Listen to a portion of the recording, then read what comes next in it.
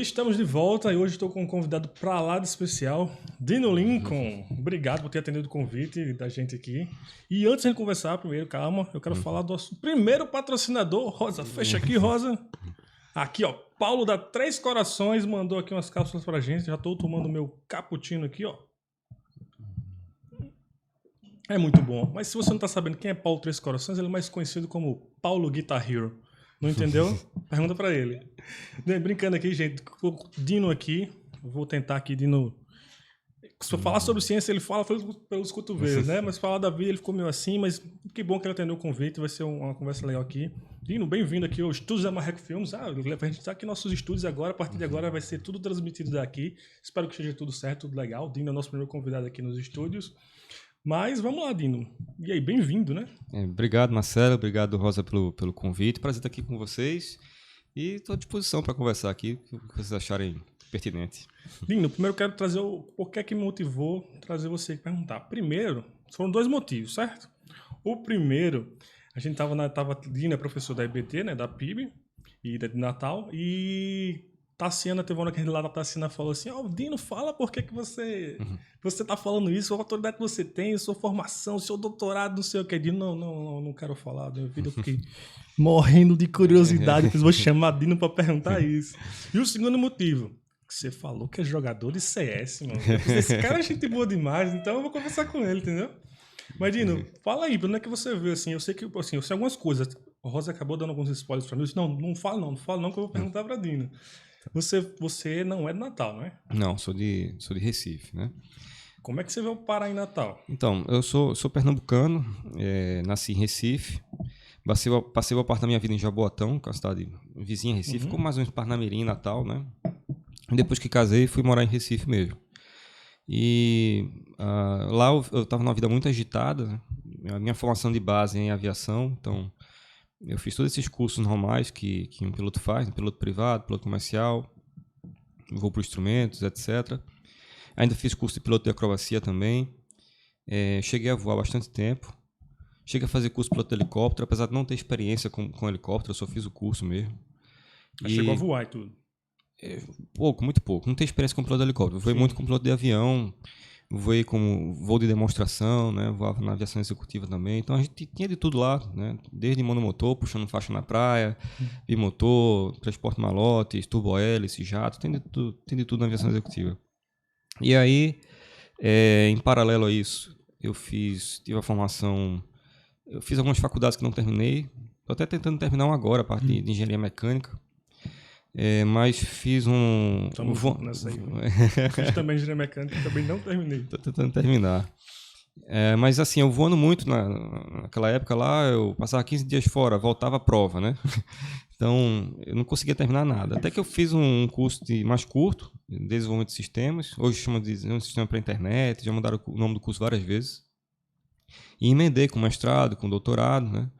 E eu fiz um mestrado na parte de design, assim, design de artefatos inteligentes, a linha que a gente tinha lá na UFPE. Legal. Isso foi com que ano isso já? Eu terminei o mestrado em 2009 e terminei o doutorado em 2012. Legal, isso é interessante porque eu ouvi falar disso já muito tempo depois. Então, nesse tempo você já estudava sobre isso? Já. Legal. E o doutorado, assim, era muito novo. Eu sou o primeiro doutor no Brasil, né? Nessa de área. Design, das federais. Então não tinha antes. Então, até que hoje em dia a pessoa quer design, cada um puxa pro seu lado, porque não tinha doutor em design praticamente, né? Hoje já está um pouco mais consolidado. E a minha linha era design de artefatos inteligentes, trabalhando com aleatoriedade, como é que a aleatoriedade influencia no processo de projeto. Então, quando a gente vê coisas hoje que aleatoriamente não se formam, como, por exemplo, o DNA, isso não tem como se formar aleatoriamente, a gente facilmente identifica que isso é uma coisa que foi projetada, né? E daí eu continuei lá trabalhando muito, então tinha empresa, dando aula, estava como diretor de faculdade, coordenador de curso, eu estava com muito trabalho, então tentei colocar minha cabeça numa coisa só. Foi quando eu fiz um concurso aqui para a UFRN. Vim fazer o concurso, nem estudei, só vim fazer o concurso, né? Só veio. Aí, até que eu perdi 2 pneus na vinda, perdi 2 pneus na volta, que o carrinho não aguentava a viagem. E passei aqui no concurso, e mudei para Natal, e assim, quando eu estava fazendo concurso, eu viajava para Natal muito como piloto, mas eu não conhecia Natal. Eu viajava, ficava no hotel e volto para casa. Quando eu vim fazer o concurso, que eu andei um pouquinho aqui, pensei, que lugar maravilhoso, né? Deve ser muito bom ter filho aqui, que lugar é bem planejado. Quem vem de Recife, que é um lugar que você passa 3 horas por dia no trânsito. Quando Nessa chega... época você já era casado. Já era casado, assim, né? Então eu me maravilhei com aqui. A gente fez concurso, vim pra cá e aqui a gente teve Bia, né? Eu sou casado com o Tassi, a gente teve Bia e estamos aqui em Natal. Quando a gente vim para Natal em 2016, eu era da Igreja Batista da Capunga, lá em Recife. Uhum.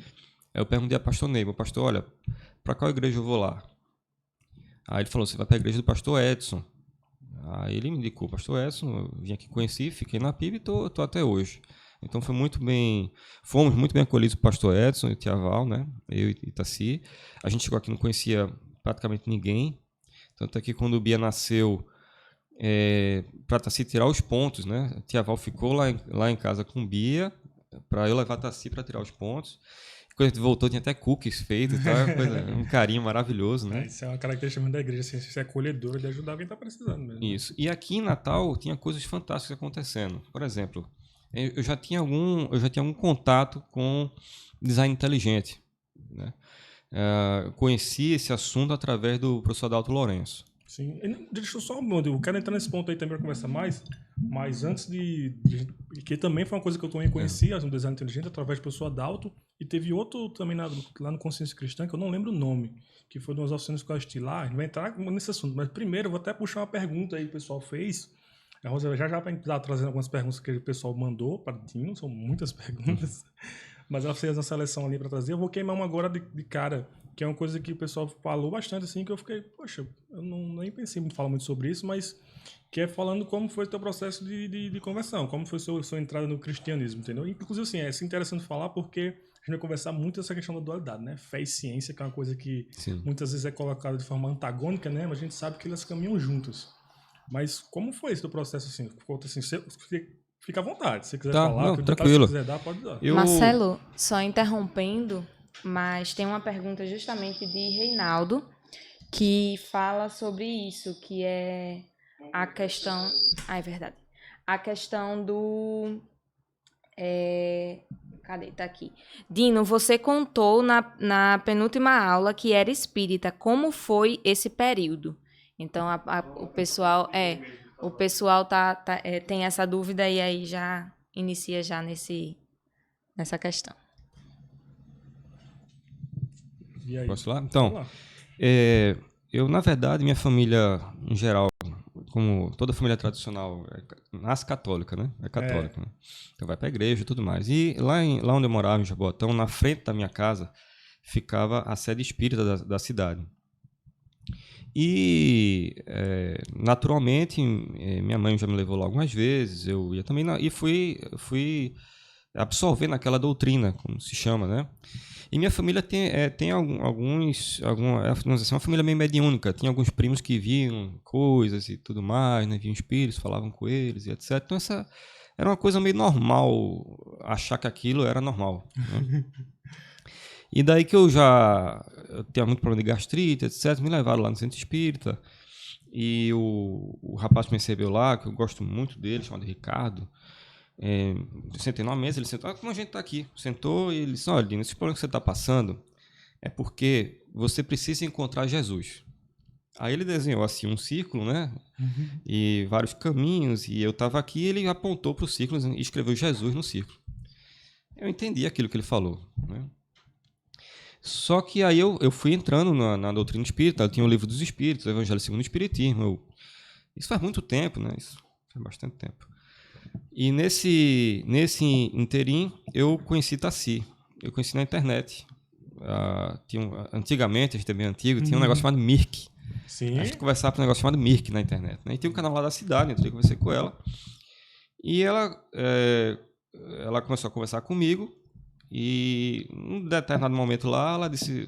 Eu fico com algumas perguntas. Ela disse que era evangélica, eu fiquei sem entender. Como é que é isso aí? Ela disse, você sabia que Jesus é Deus? Eu fiquei, como é que pode isso? Um homem ser Deus? Eu fiquei curioso. Ela tem sim, veja aí tal e tal verso. Eu não lembro na época qual foi, mas eu tinha aqueles... Sabe aquele livrinho que os Gideões... Aquele Novo Testamento que os Gideões... Minha mãe tinha me dado um. Olha, toma aqui, vá ler. Então, ela foi falando, eu fui lendo lá e fui vendo que aquilo ali batia, né?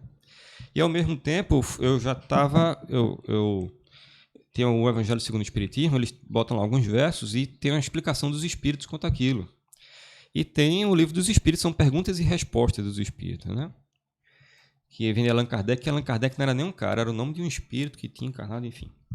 Então, fui vendo que quando eu fui lendo integralmente o Novo Testamento, eu fui vendo que as coisas, pelo meu ponto, não estavam batendo muito com aquilo.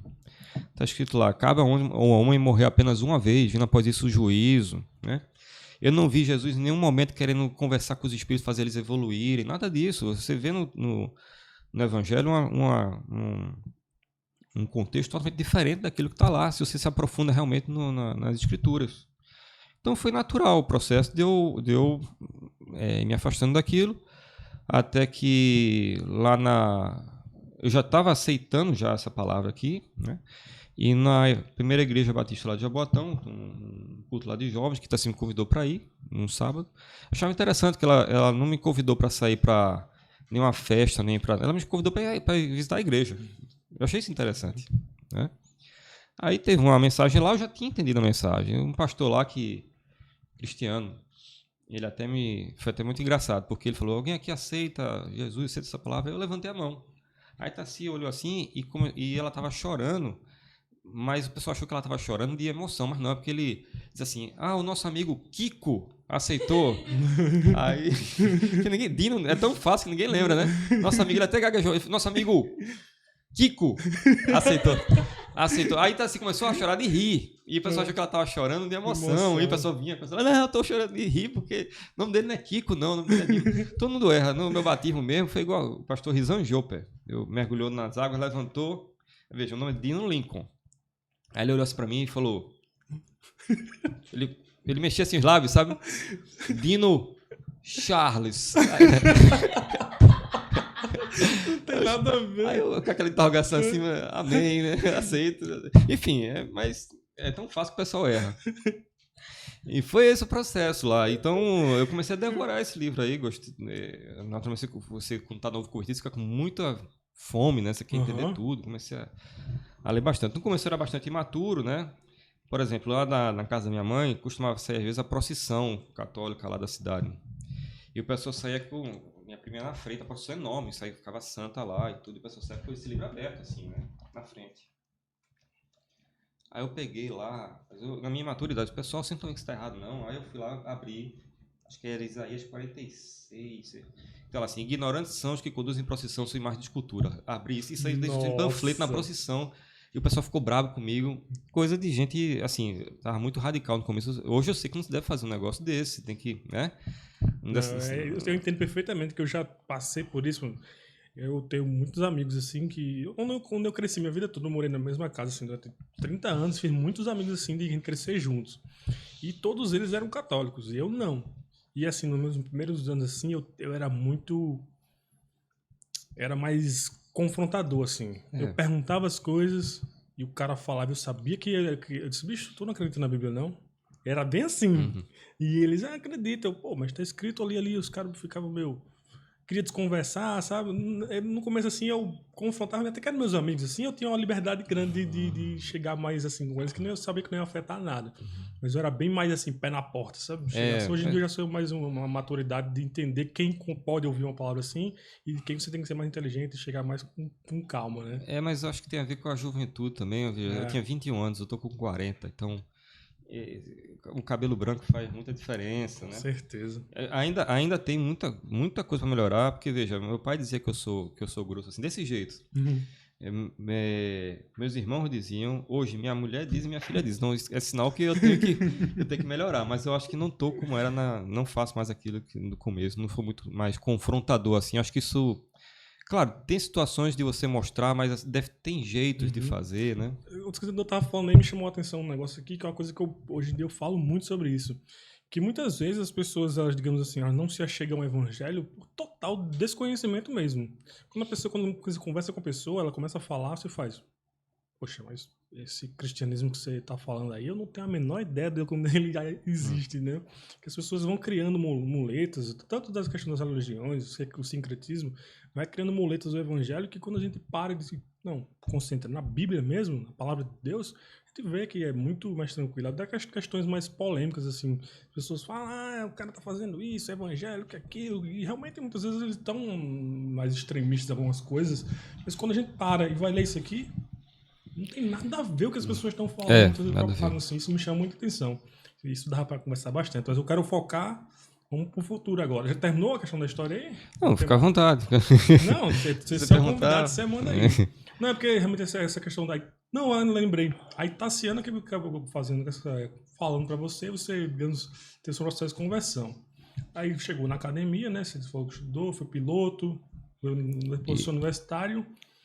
E uma coisa que me chama a atenção quando você está na EBD é o profundo conhecimento que você traz muitas coisas ali. Eu confesso que eu gosto muito, eu gostaria muito de conseguir ler, digamos, os originais. Porque a gente sabe que tem uma tradução é um problema. Muitas coisas a gente não consegue resgatar pela tradução. Uma coisa que você fala muito bem, que eu acho, é sobre Gênesis. Quando você traz aquele negócio, né? Baral, Asa, né? Isso. Poxa, aquilo que faz total diferença na compreensão do que a gente está lendo. Texto, é. Como que você chegou para se aprofundar nessa parte de resgatar o texto o grego, do hebraico, para poder estudar melhor que realmente a palavra de Deus? Como chegou isso assim? Então, a gente tinha um professor de EBD muito bom, chamado José Inácio. E ele sempre tinha como aprofundar um pouco mais o assunto para a gente. Então, tudo que a gente tinha dúvida, ele trazia um livro para a gente e a gente tinha como se aprofundar um pouco mais naquilo, né? Então, tanto o livro sobre as várias seitas, doutrinas que existem, isso vai estar no conteúdo da lição. Eu fiquei muito feliz que está previsto na revisão doutrinária, né? Então, veja a base que isso dá para o pessoal. Um certo momento a gente estudava um pouco sobre nova era, sobre heresias, sobre satanismo, sobre tudo que cerca a gente estava estudando. Claro, tentando ter o máximo de embasamento bíblico possível, porque se você tem algumas coisas que você fosse aprofundando, é um conhecimento que não vale a pena. Você começa a entrar em ocultismo, começa a entrar em coisa que não vale a pena. E tem também um estudo da cabala original, não é da cabala mística que tem hoje, da cabala, né? É quase que o estudo do hebraico. Então eu estudei um pouquinho desse conhecimento original, que se corrompeu muito depois do exílio de Israel na Babilônia. Eles começaram a misturar um pouco as coisas ali. Mas antes, o hebraico é muito interessante. Eu não falo hebraico, não estudei hebraico mesmo, só estudei esses estudos específicos. Uhum. E vi que eles têm como calcular as palavras, tem a gamátria, outras coisas muito interessantes. E, no mais, a gente se aprofunda vendo o que é que tem hoje tem um conteúdo hoje criacionista muito bom, né?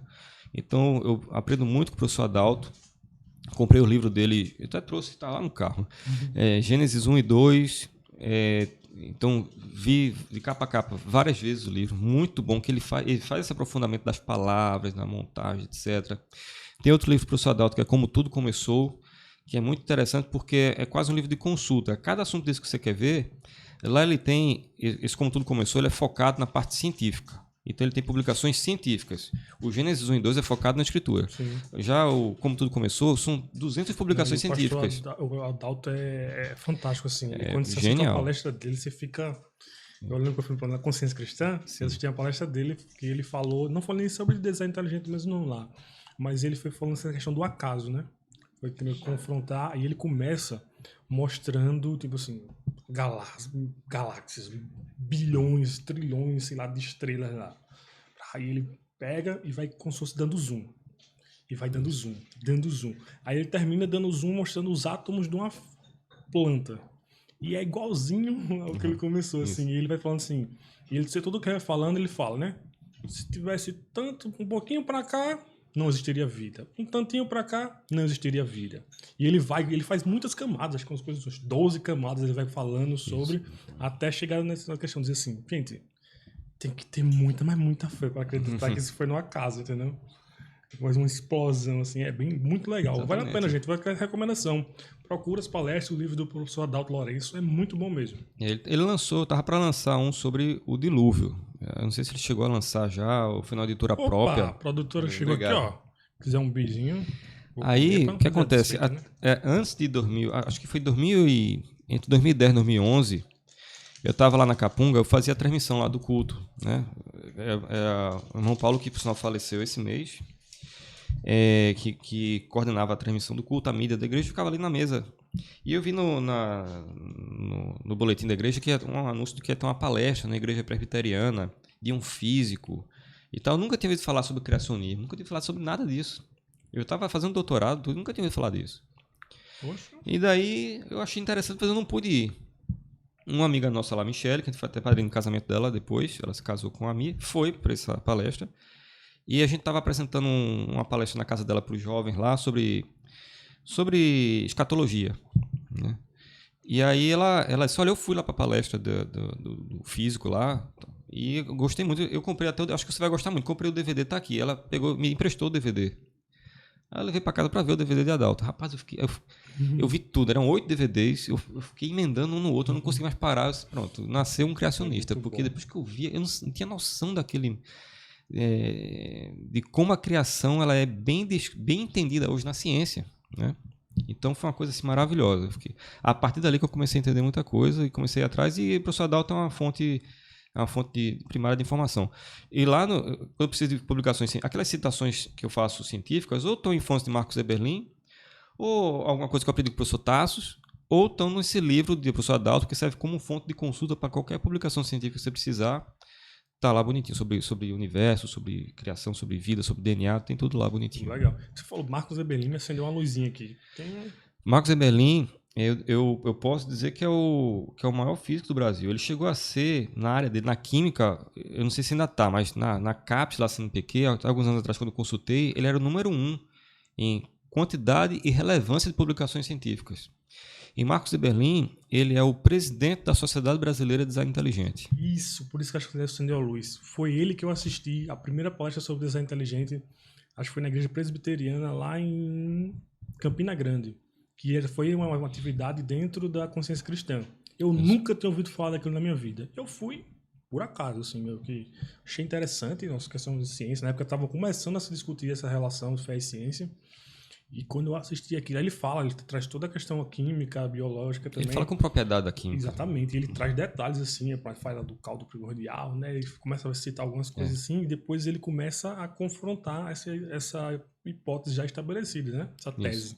Ele começa a confrontar ponto a ponto, e é muito interessante e assim, é super didático também, assim, ele consegue trazer, querendo ou não, é uma coisa complexa de se estudar, assim, não é uma coisa tão simples, mas eles conseguem adaptar uma linguagem muito boa para que qualquer pessoa consiga entender. Eu, pelo menos, sou horrível em química, assim. Mesmo quando eu fiz no vestibular para engenharia, eu lembro que química eu tirei 0,5, foi o mínimo para passar. Eu aprendi que nem os químicos gostam de química. Tudo que eu vou perguntar de química, não quero ver isso não, mas cara, você é o químico, engenheiro, que me explica esse negócio. Não quero saber disso não. É muito ruim, cara.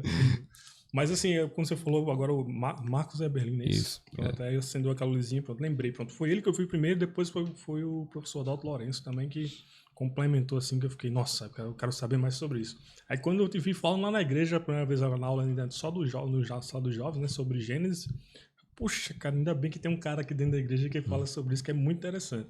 Então vamos avançar para essa parte aí, como você chegou, hoje é seu doutorado nessa área, né, seu primeiro doutor nessa... Na verdade o doutorado é em design de artefatos inteligentes, sim. Não é exatamente design inteligente. Não, eu sei, não é a teoria lá, mas tem correlação, não acredita? Tem relação sobre aleatoriedade e design, sim. Né? E projeto, porque design o pessoal acha que é desenho, design na verdade é projeto. Então o designer ele é um projetista, né? E ele desenha tanto quanto um engenheiro precisa desenhar o projeto dele, tanto quanto um arquiteto precisa desenhar o projeto dele e qualquer um. Então assim, chegando aqui em Natal, 2016, depois de algum tempo, estava sendo criado já aqui que depois vai ser chamado de FEE Design, que é um grupo de pesquisa cadastrado no CNPq. O professor Tassos e o professor Marcos Eberlin são os criadores desse grupo. Poxa. Então, é um grupo cadastrado no CNPq para pesquisa que envolve design inteligente. E aí eu tive o privilégio de ser adicionado nesse grupo também.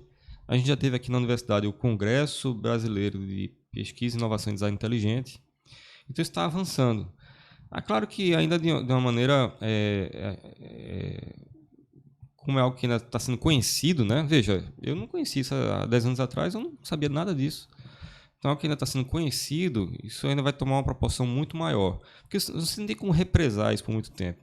É claro que, veja, a gente criou o grupo de pesquisa lá em Design Inteligente. Aí já apareceu alguém no vídeo do YouTube dizendo que isso é um absurdo, a universidade, né? Design Inteligente. Mas veja, e você bota na internet, cai na Wikipédia, alguma coisa assim, aí tá lá escrito assim, pseudociência que diz que o universo foi criado por Deus e coisa e tal. Quero trazer uma experiência aqui. Pronto. Eu tive um professor de linguística, que eu lembro que na época, quando eu conheci, na época eu ainda estava fazendo... Não, eu já estava no meu curso agora de audiovisual já. Aí eu tive um professor de linguística, né, que eu fui fazer as coisas com ele, aula com ele, e ele falou algumas coisas sobre... não sei como chegou nesse assunto de tese, mas ele falou alguma coisa que... Poxa, mas eu fiz, mas não tem o design inteligente? Aí deu pra ver que ele conhecia, mas aí ele já... Não, mas isso é pseudociência, isso é uma viagem, uma ideia, não sei o que. Poxa, eu assisti lá e não parecia viagem, não. Logicamente, eu sou leigo na área, eu só consigo, assim, ver e dizer assim, poxa, isso é plausível. Eu não consigo atestar, de fato. Acho que ninguém consegue, né, na verdade. Mas é uma coisa muito plausível, isso faz muito sentido quando eu vejo assim. E eu lembro que ele é muito rejeitado, assim, em algumas pessoas da academia. Logicamente, ele é um professor de linguística, não tem nada a ver com a área. Mas ele já é bem... rechaçava logo. Não. Então, quando foi ter esse congresso na universidade, eu convidei meus alunos de design para ir, né? E mandei o convite lá e eu lembro que teve umas alunas que disseram assim, eu acho que eu vou, professor. Aí depois de uma semana, disseram, professor, eu não concordo com os princípios desse negócio, eu não vou não. Com os princípios desse negócio, assim, parece uma coisa, puxa vida, né? Porque o pessoal já, isso é religião, isso é coisa e tal, não tentam descreditar. Mas não dá para represar muito tempo, porque veja, qualquer um que tem contato, de fato, com a teoria do design inteligente, vê que é muito mais embasado cientificamente, é testável em laboratório, é algo que você pode refutar, é algo que, em contexto científico, é muito mais ciência do que a teoria da evolução. Só que a teoria da evolução tomou muita pancada no começo, e ao longo de décadas e décadas, já séculos, se consolidou. Até como uma coisa até filosófica. O pessoal tem aquilo ali como uma razão da existência deles em alguns casos. Então é claro que esse pessoal vai tentar rechaçar qualquer contra-revolução que tente sobrepor. Mas veja, é inegável. Então tem até um documentário, The Expelled, os expulsos, né? Intelligence Not Allowed, inteligência não é permitida, feito por um repórter, acho que da CNN britânica, se não me engano. É um repórter conceituado lá fora, mostrando como que vários professores lá nos Estados Unidos, na Inglaterra, estão sendo expulsos. Eu assisti um trecho desse documentário. Como que eles estão sendo expulsos das universidades, porque eles, por evidências científicas, chegam ao design inteligente, começam a passar isso na universidade, aí o status quo não gosta e expulsam o cara da universidade. Eu vi até, acho que pronto, eu ia falar exatamente sobre quando começou a falar, eu lembrei que muita gente, por tentar descreditar, né, eu vi não lembro qual, um professor, já é bem conhecido também, e ele é ateu, e ele começa a estudar o design inteligente, e ele começa, assim, aquilo começa a confrontar forte nele. E ele começa a ver aquilo, ele não é que ele diz, isso aqui eu acredito em Deus, mas ele começa a acreditar que, pela aquela teoria, ele tende a acreditar que houve um criador maior, um cara que projetou aquilo. É assim, pelo estudando isso aqui, a gente tem que entender que houve um projetista. Isso. Pode ser um alienígena. Ele até traz assim, pode ser um alienígena, mas ele não fala que é Deus. Isso. Mas aí eu acho que já é uma tentativa também de dar uma inversão na teoria. Sim, então, o design inteligente, ele deixa claro que foi projetado. Então, o design inteligente, qual é a pedra, o calcanhar de Aquiles do design inteligente? A pedra no sapato do design inteligente é que, inevitavelmente, o design inteligente aponta para um criador. E nós temos a tendência natural de ver Deus. E no contexto científico, o design inteligente, assim, tem aquela coisa de causa e consequência, né, que a gente está discutindo no EVD. Então, o design inteligente está vendo a consequência, ele não estuda a causa, ele está vendo a consequência, está vendo, olha, as evidências aqui mostram que isso foi projetado. Ele não está discutindo quem foi que criou. Então, o design inteligente se mantém nessa esfera. Essa é a grande diferença para o criacionismo. O criacionismo pega tudo, a causa e a consequência. Sim. O design inteligente ele só estuda as evidências de que isso aqui foi projetado. Não pode ter surgido aleatoriamente. Ponto. E daí o pessoal tenta atrelar isso à religião sempre, que tenta atrelar a causa, não a consequência. Então, essa seria assim a maior dificuldade que a gente tem para discutir design inteligente aí fora, porque sempre vão estar querendo falar do criador em vez de falar da criação.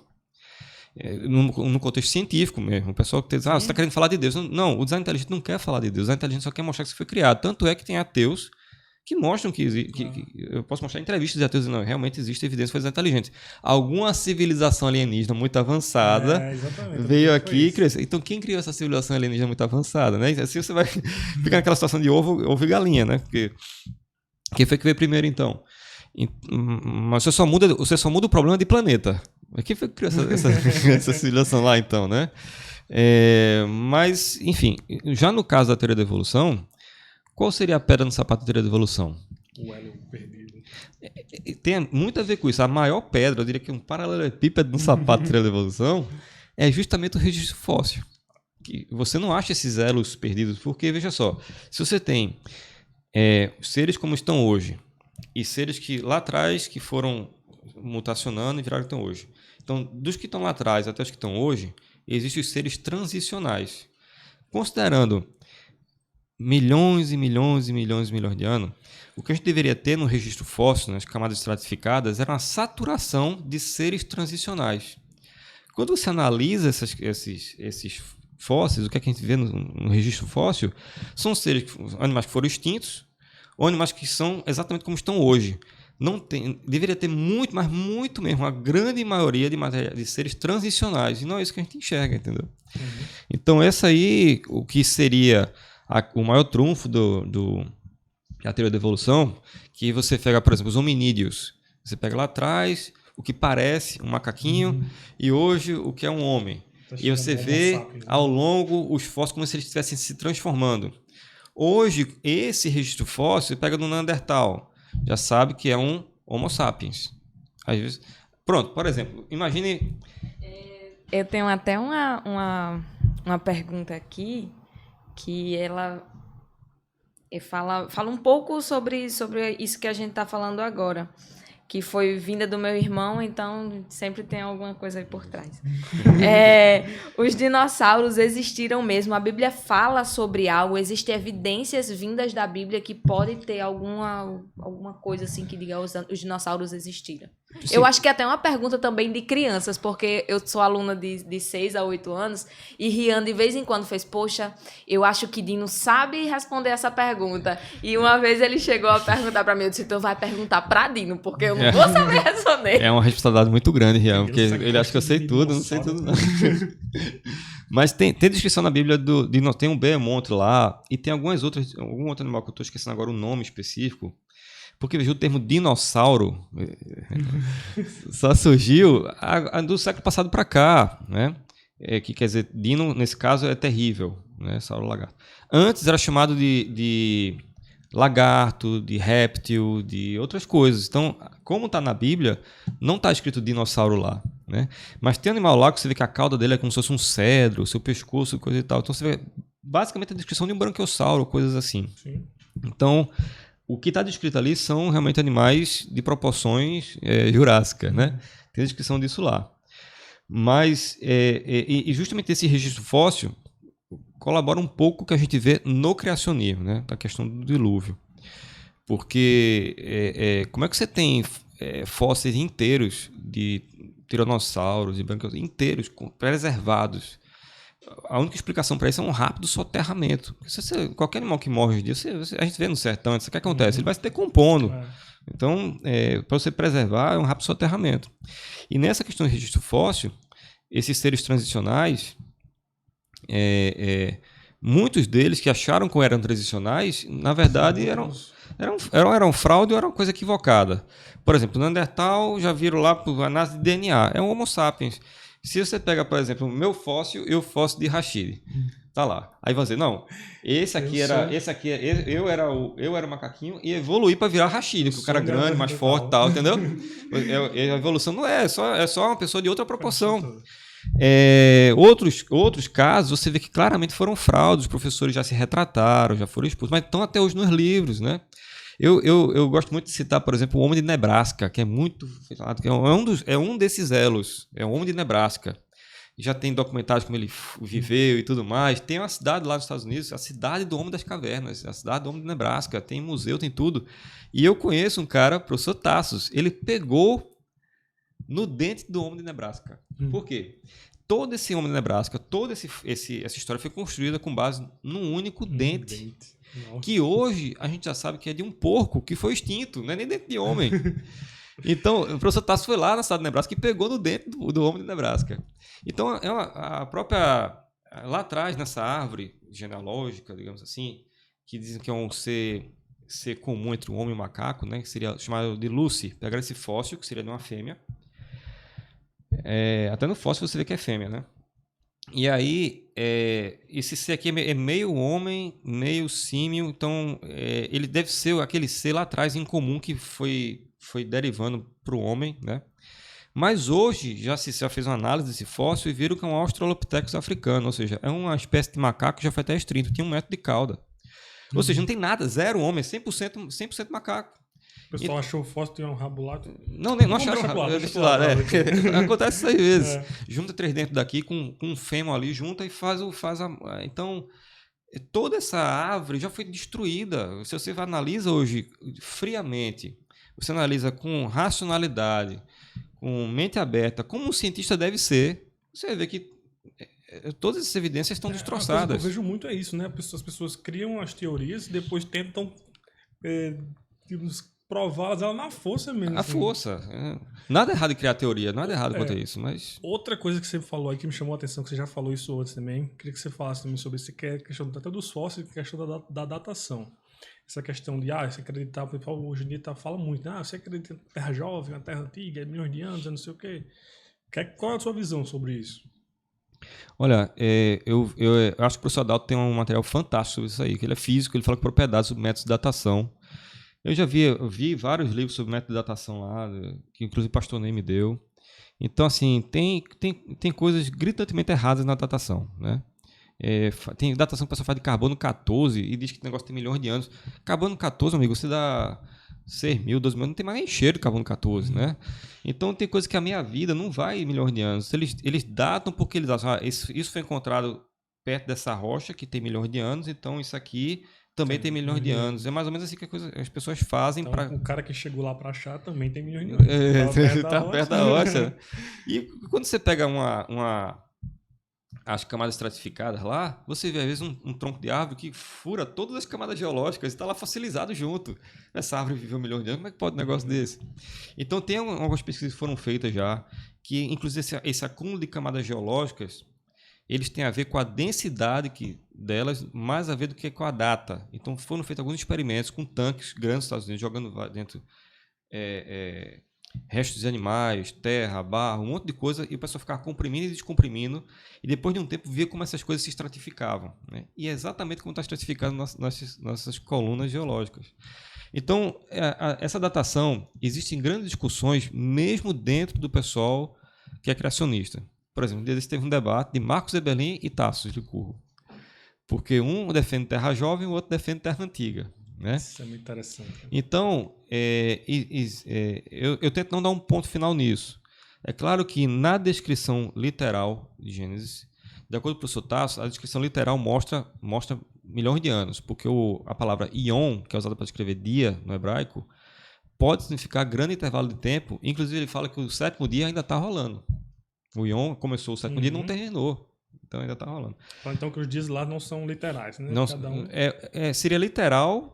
Ele fala que é literal, mas o ion literal também pode significar grande período de tempo. Sim.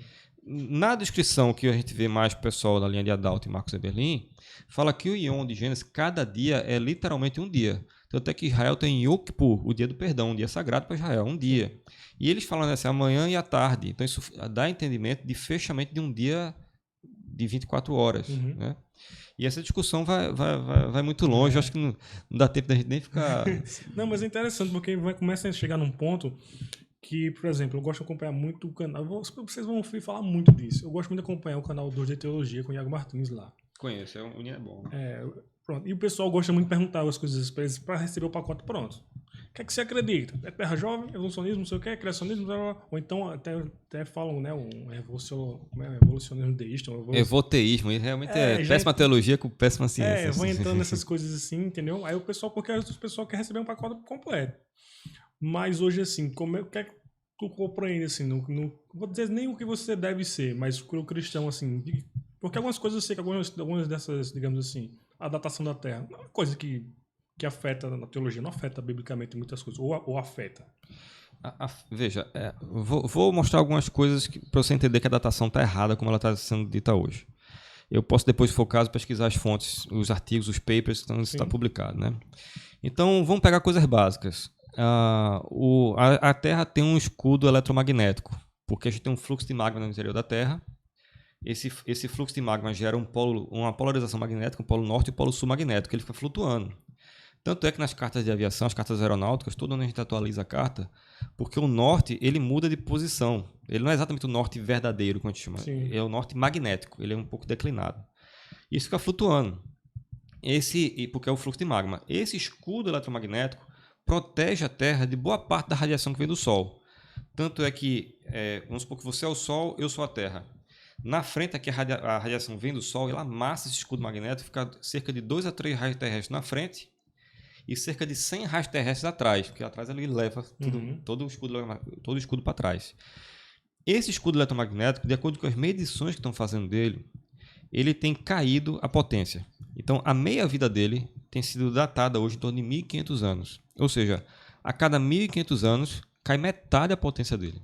Caramba. Então, se você bota uma Terra de milhões e milhões, bilhões... Que potência era isso? Pegava o sistema solar inteiro antigamente. E, ao mesmo tempo, a gente vê que não vai passar assim tantos milhares, porque a radiação está entrando cada ano com mais força aqui, né? Então, a gente vai passar a ter mais casos de câncer de pele, etc., mais problemas de climáticos, porque a radiação do Sol vai fazer mais efeito. Então, já começa por essa questão do escudo eletromagnético. Ele tem 1.500 anos da minha vida. Outra coisa é que a gente tem algo inegável passando nos nossos olhos todo santo dia. A gente está vendo, às vezes, de dia, às vezes de noite, que é a Lua. A Lua está orbitando na Terra e é uma coisa fantástica, porque a Lua ela orbita sempre com a mesma face para a Terra. Tanto é que tem um lado oculto da Lua, que é o lado que fica de costas para a Terra. Né? O Sol batendo nela ou não, a gente vendo ela ou não, ela está sempre com a mesma face virando para a Terra. Mas qual é a questão? Na missão Apolo 17, eu acho, ou foi Apolo 15, colocaram lá na Lua um refletor. E o pessoal aqui consegue mandar um laser para a Lua, para essa face, bate no refletor e volta. Então você tem a velocidade da luz, que é a velocidade do laser, você tem o tempo que foi lá, bateu e voltou, e com isso você calcula o espaço, calcula a distância. E ano após ano medindo isso, viram que a Lua está lentamente, mas bem lentamente, se afastando da Terra. Eu não lembro a medida exatamente quanto dá, mas ela está se afastando da Terra todo ano, um pouquinho. O legal da ciência é que ela dá para a gente previsibilidade. As equações de Newton dão para a gente previsibilidade. Se eu digo a você a velocidade e eu digo o espaço que tem que percorrer, você sabe em quanto tempo você vai percorrer isso. Né? Você consegue prever o tempo. Então, quando você coloca as leis da gravitação referente à Lua e etc., e vê esse distanciamento, você sabe dizer, por exemplo, daqui a 10 anos, qual a distância que ela vai estar? Daqui a 20 anos, qual a distância? E ao contrário também, se você botar 100 anos atrás, 1.000 anos atrás, 1 milhão de anos atrás, né?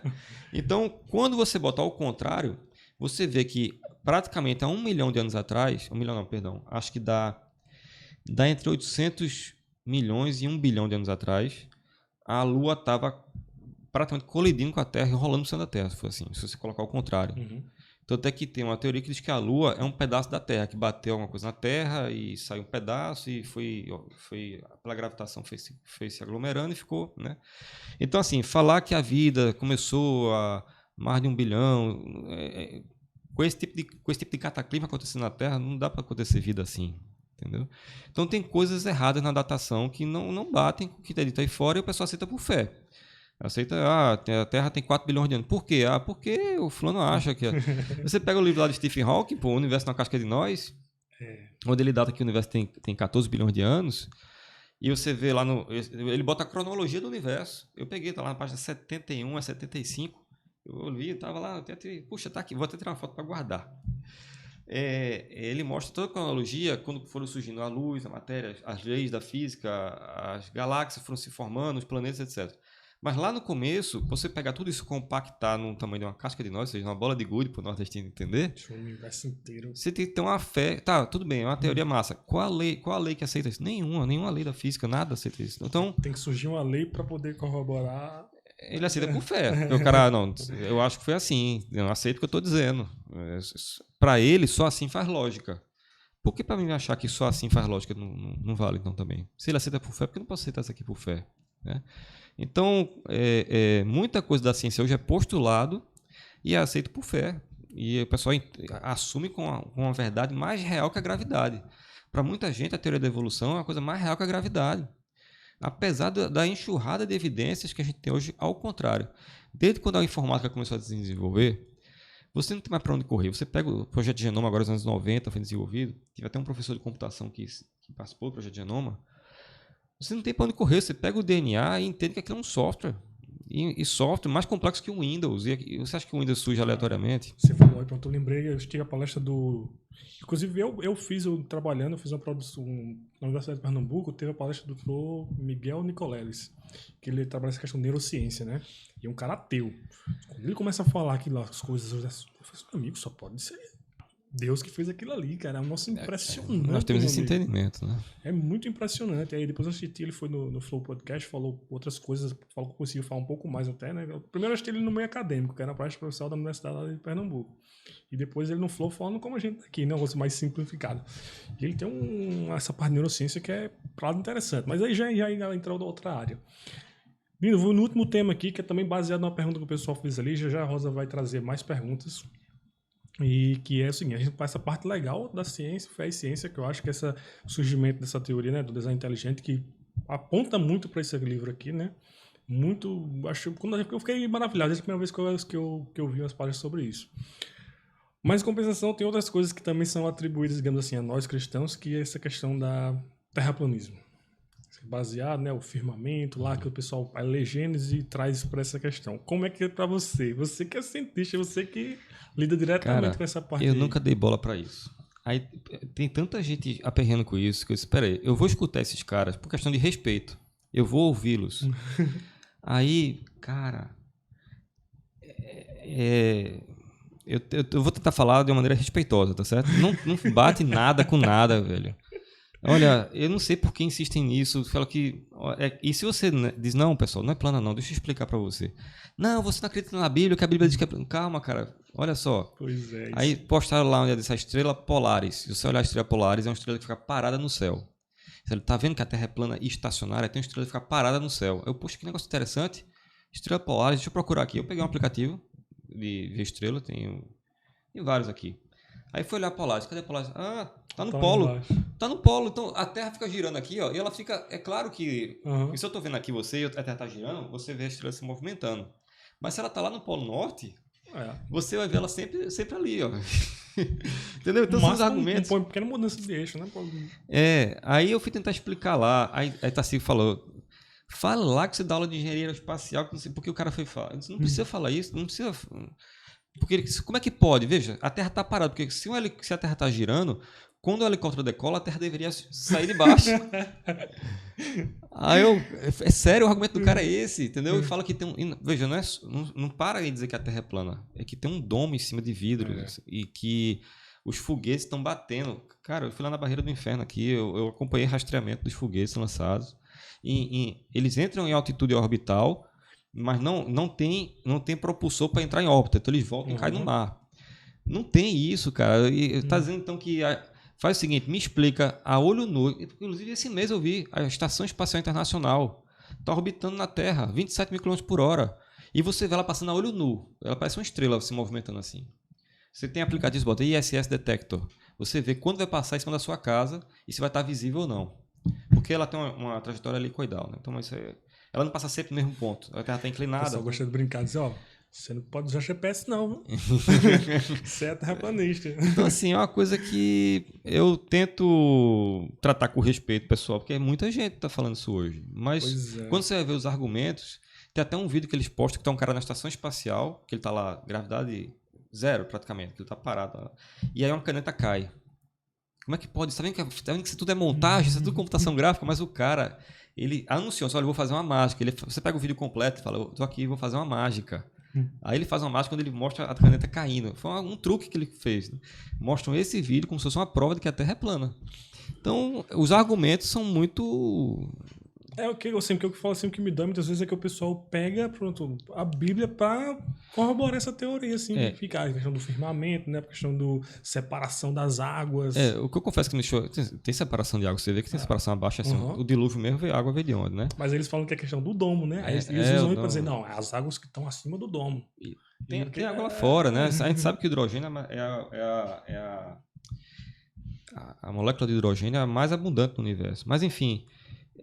são uns argumentos assim muito muito loucos, e o que me deixa assim às vezes irritado é que o pessoal pega a Terra plana e tenta misturar com o design inteligente. Aí faça isso não, que suja a gente. Quer falar, vá lá para sua Terra plana, fique lá falando essas coisas, não tem problema. Agora, quando tenta misturar com Bíblia, com não sei o que mais lá, aí suja a gente, né? Vamos lá. Tem até uma pergunta aqui que diz respeito a isso. Foi até a Ana Carla que falou. O que você acha sobre a discussão de Terra plana? E aí ela entra, né? Alguns artigos têm relacionado o design inteligente com esse assunto. O que você acha sobre? Acho que não tem nada a ver, né? Eu acho que porque é o seguinte, o design inteligente é o que realmente é testável no laboratório, é o que não tem para onde correr, pode ser refutado, pode ser questionado, mas está lá as evidências, são bem sólidas, né? Quando a gente falou aqui a questão do DNA, a programação que existe no DNA, a própria as máquinas biológicas, como Michael Behe mostra, da complexidade irredutível. Algumas máquinas elas são muito complexas para serem evoluídas. Ou você bota ela inteira e bota ela para funcionar, ela não funciona. A anti-evidência, que Marcos Eberlin tem livros inteiros falando sobre isso. Eu até ganhei um em inglês, Foresight, onde ele mostra que alguns sistemas químicos eles foram projetados como um sistema de backup, para entrar em ação quando alguma coisa dá defeito, ou quando alguma coisa não funciona com a performance que deveria, tanto no nosso corpo quanto na natureza. Então, para ter esse sistema de backup, só poderia ser uma coisa projetada antes, não dá para fazer depois que evoluiu, né? Então, como o design inteligente tem várias evidências realmente muito consistentes e cientificamente embasadas, é quase que tentando dar algum crédito, porque, veja, a Terra plana, com muito respeito a todas as pessoas, certo? Eu não vi, veja, o helicóptero sai do chão, a Terra deveria sair, o foguete deveria bater no domo que explode, então tudo da NASA é computação gráfica. São argumentos que não... Eu não cheguei a assistir o documentário, o pessoal fala muito essa questão do documentário sobre o terraplanismo, que o cara vai fazer um teste, que ele vai fazer um feixe, né? Que aí, pronto, para provar se a Terra é plana ou não, que aí pela curvatura da Terra, o feixe não devia... Ele devia ir retinho até o próximo ponto, né? Mas pela curvatura da Terra, ele não ia acertar. Aí o cara vai lá, bota o feixe lá, pum, e dá errado. Dá errado, eu vi. Pra você ter ideia, veja, a Terra plana não é só a questão da Terra plana, a questão do domo, a questão de tudo mais, que as estrelas não são estrelas, são outras coisas. E que a Lua está dentro, a Lua e o Sol estão dentro do domo, girando assim em volta da gente. Então, em cima da gente. Então a Lua, ela tem luz própria de acordo com a Terra plana. E veja, a Lua você vê a olho nu, você pega um telescópio, coisa totalmente ótica. Eu via quando era criança, um telescópio do meu avô, você escolhe qual pedaço da Lua você quer ver, você consegue ver, sabe? Não é computação gráfica da NASA.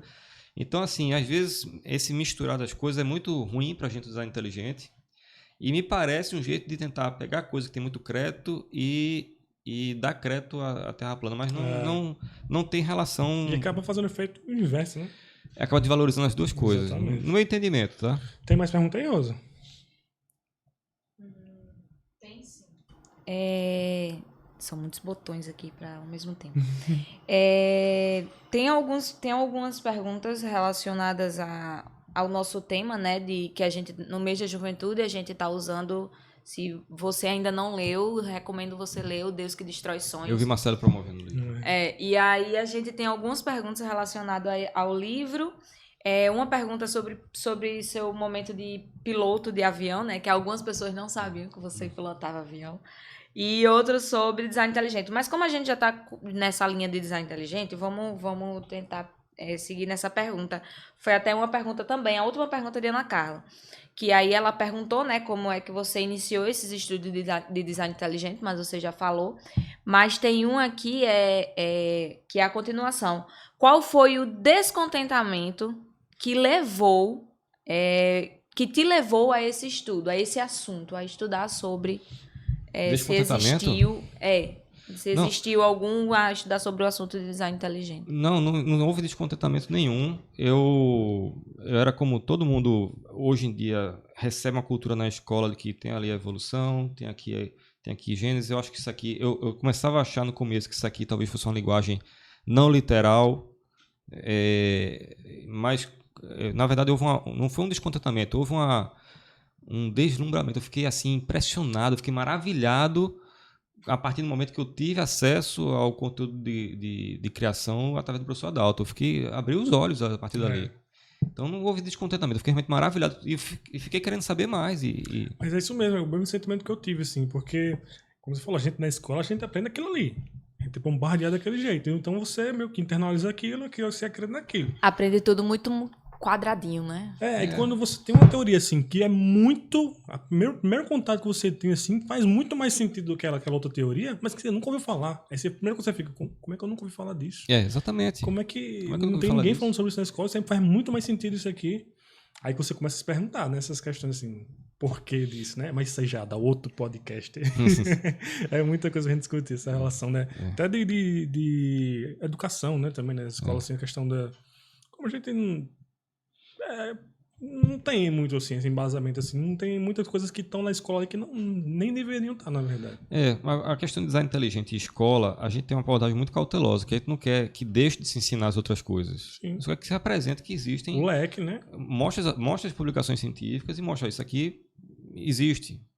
Não querem formar um cidadão crítico, não é isso que querem fazer? Então mostra as opções para ele ter capacidade de criticar. E não você vai engolir isso aqui e se questionar, você é um fanático religioso.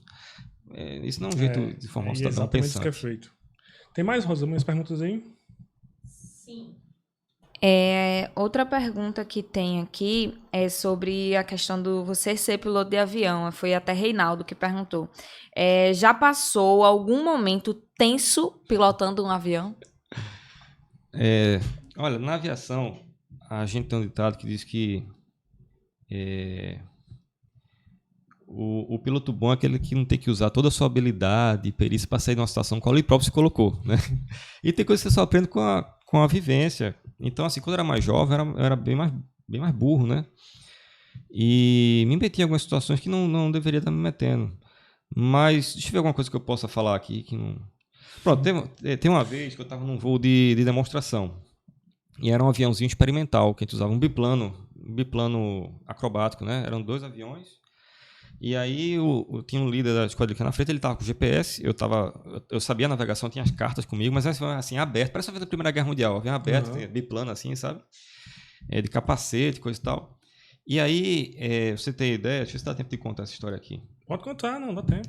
Esse avião tinha acabado de pintar ele de laranja, você sentia o cheiro de tinta no avião, entendeu?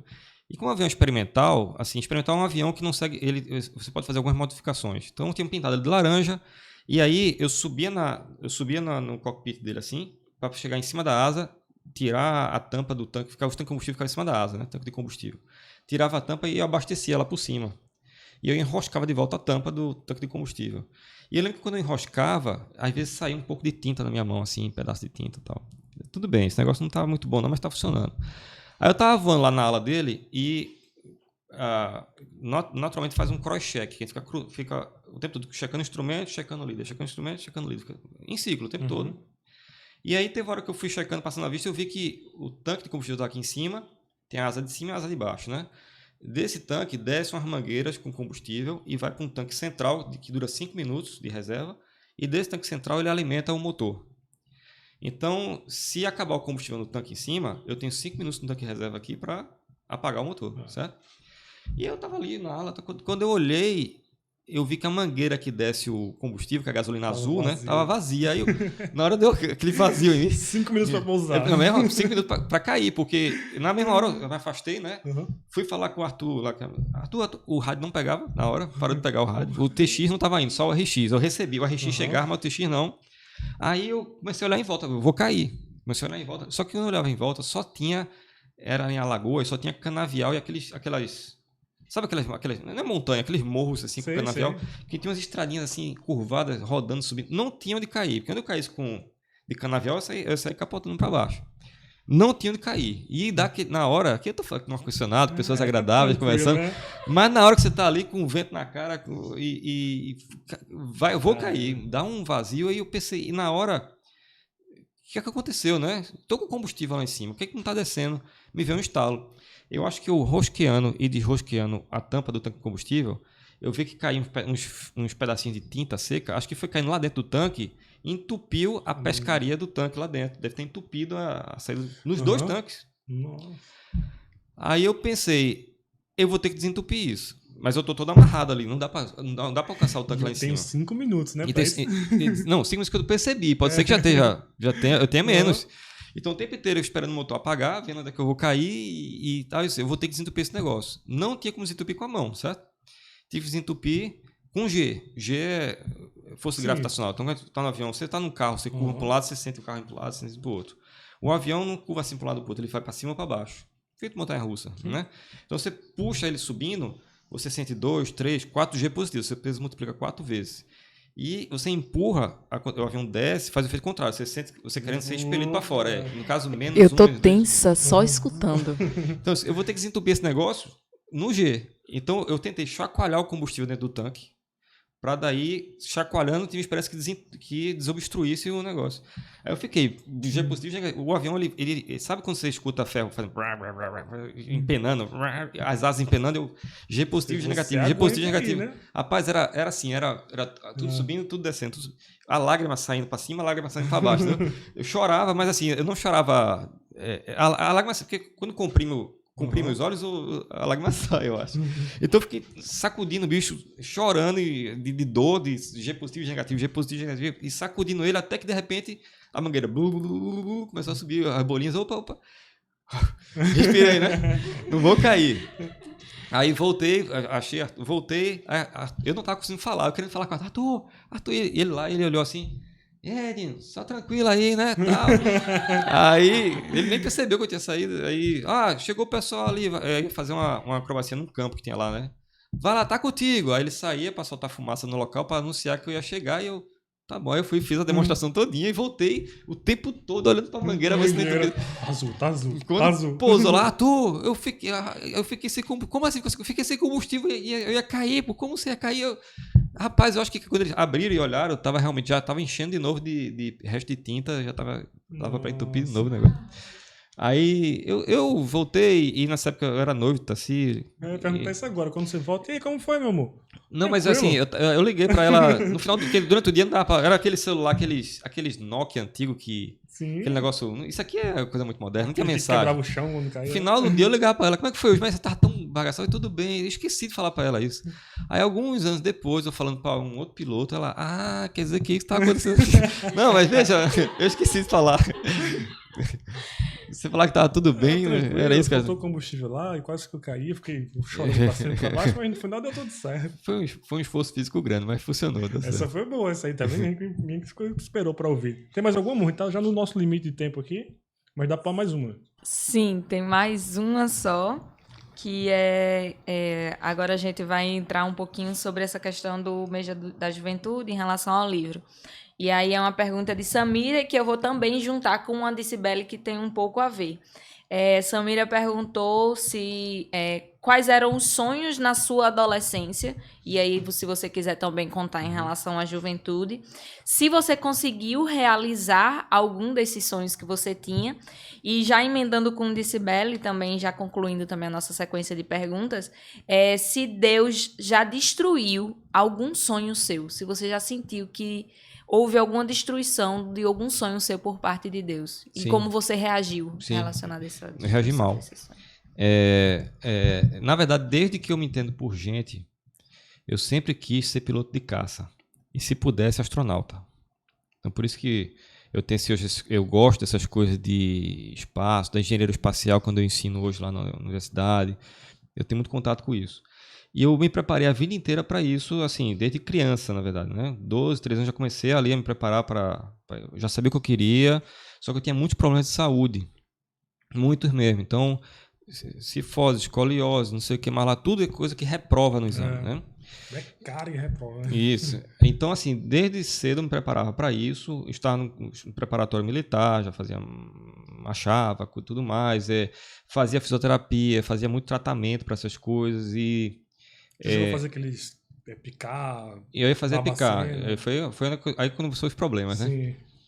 E daí, eu, inclusive, na época, o meu médico, fisioterapeuta, era preparador físico do esporte, clube lá do Recife. Então, eu era preparado junto com os atletas do esporte lá, né? Eu não era atleta, entendeu? Então, até que eu tinha que fazer natação e botar uma vez para nadar lá com o pessoal da natação. Depois eu conto essa história lá. Então, eu sempre preparei muito para isso, me preparei muito. Chegando mais perto da data do exame, que eu estava em torno de 16 anos. Eu fui no hospital, o mesmo pessoal que eu ia passar, eu estava tudo pronto já eu estudava as provas. Na minha turma, eu não era o pior da turma e todo mundo da minha turma passou na prova, né? Então, eu não era o pior. Eu já sabia os exames que eu ia fazer, sabia tudo. Então, fui lá no hospital, fazendo exame por exame, de vista, de tal, etc. E viram que eu estava com desvio de opera, tal, não sei o que, eu fazia cirurgia, operava, né? Até que acharam algum problema de saúde que me impedia de prosseguir. Então fiquei muito revoltado, não fui mais para a escola, perdi motivação para tudo. Nem sei como eu terminei o segundo grau, porque eu não ia para a escola mais, eu não fui. Eu acho que o professor era pena de mim passar. Né? Depois de um tempo voltei a tentar, mas não dava, enfim. Disseram que eu não podia ser piloto militar, me deixaram ir para a aviação civil. Deixaram fazer os cursos na aviação civil. Eu mesmo pessoal que examina, no hospital aeronáutico, era tudo igual. Já me conheciam. E eu prossegui na aviação civil. Só que a aviação civil, você tem que sobreviver. Então, eu fui meio que forçado também a fazer essa carreira acadêmica em paralelo. Eu nunca imaginei que hoje ia ser, quando eu era mais jovem, né? Que hoje ia ser um civil, dando aula na faculdade, uma federal, na Universidade Federal e tudo mais. Então, eu nessa época lá, eu não entendia muito bem. Talvez ainda não entenda muito bem. Mas Deus, ele vai... Ele de alguma maneira ele compensa. Por exemplo, eu passei a vida inteira perseguindo isso e agora no ano passado saiu uma autorização do Comando da Aeronáutica. A FAB, veja, a FAB, ela de alguma maneira ela me abraçou, né? Me deram o título de membro honorário da FAB. Você agora é um de nós, coisa e tal, né? E me convidam para tudo lá. A gente fiz uma parceria da universidade com a Força Aérea, então a gente hoje, parte das minhas aulas são dadas dentro da base aérea e com o pessoal da Barreira do Inferno também. E no ano passado saiu uma coisa que eu persegui por 40 anos. Com 40 anos saiu a autorização de voo aeronave militar. Então no ano passado eu pude realizar esse sonho que eu persegui a vida inteira, né? Que foi Pilotar um caça? Pilotar um caça. Poxa, que legal, cara. Poxa, isso aí é... Oxe, caramba, que história legal, bicho. Mas assim, quando você fala, pronto, eu queria mais meia hora pra conversar sobre isso. Mas como é que tu consegue lidar com isso assim? Tipo, você olhar pra trás, hoje você é professor universitário, digamos assim, principalmente, né? Mas hoje você conseguiu eu tenho só isso. realizar seu sonho de, digamos, voar assim. Como é que você avalia isso hoje? Olha, eu, por exemplo, há algum tempo atrás, eu depois de fazer muita cirurgia, depois de lutar muito, estar voando, eu decidi parar de voar. Por quê? Voar é maravilhoso, eu adoro. Pretendo voltar a voar, tem um aeroclube aqui perto, coisa e tal, tirar minha carteira de acrobacia e lá só fazer os voos que eu gosto. Mas aquela vida de piloto, de sair de casa e não saber quando eu ia voltar, ou se tinha uma escala, eu sabia que ia voltar muito tempo depois, eu não gosto. Eu gosto de estar em casa todo dia. Hoje com Bia, principalmente. Principalmente com Bia. Eu quero ter filho, como é que eu vou cuidar do meu filho, minha filha, se eu ter... Aquilo não... Eu não gostava de estar longe de casa. Então, eu abri mão de estar voando para poder assumir essa parte de faculdade, etc e tal. Porque, apesar de gostar muito de voar, a coisa que eu mais gosto de fazer é voar, aquela vida de piloto não estava dando para mim. Então, hoje eu tenho um entendimento diferente. Eu não diria que melhor ou pior. Eu tenho um entendimento diferente de que eu estou onde Deus quer que eu esteja e eu sei que Ele tem algo ainda que ainda não cheguei lá, mas Ele tem algo que Ele está planificando, né? Eu tenho muito gosto para essa área do estudo hoje de de criação, etc. Eu gosto muito disso, então... E querendo ou não, bicho, você abençoa muita gente, como que você traz o conhecimento, com a riqueza que tem a aula de EBD contigo, é muito legal, cara, muito... Eu agradeço, mas assim, eu sou só eu digo pra Tassi que sou um saco vazio, devo me segurar de pé, né? Me segura de pé, porque até pra levantar de manhã é difícil. Pô, olha aí, Rosa, tá vendo? Ó, você fica cobrando aí que eu faça a contextualização com o livro, aí, ó, conseguimos, viu? A gente está um tempo para estourado, não vai dar para responder todas as perguntas, mas como eu falei no início aqui, né, isso aqui é uma programação dentro do culto de oração, então daqui a pouquinho vai estar entrando alguém, acredito que hoje é o pastor Ramon, vai estar orando pelos pedidos, e se você ainda não curtiu esse aqui, curte lá, ajuda no algoritmo aqui do YouTube, ajuda para chegar para mais pessoas, compartilha, se inscreve aqui no canal da PIB, que a gente vai estar mantendo essa programação mais para frente. Então, Dino, desde já, muito obrigado. Lembrei de uma coisa aqui, Dino. Ajuda aí, faça propaganda da EBD, cara. Muito legal. A gente tá fazendo essa revisão doutrinária, né? Sim. A gente tá na lição 7. Vai para a lição 7 agora. Como eu falei, todo esse conteúdo de base que eu tive lá, eu fiquei muito feliz quando o pastor S me mandou o conteúdo dessas lições, porque é o conteúdo que a gente tava vendo lá no começo. Então, eu acho que está sendo bom para todo mundo que está assistindo a EBD, né?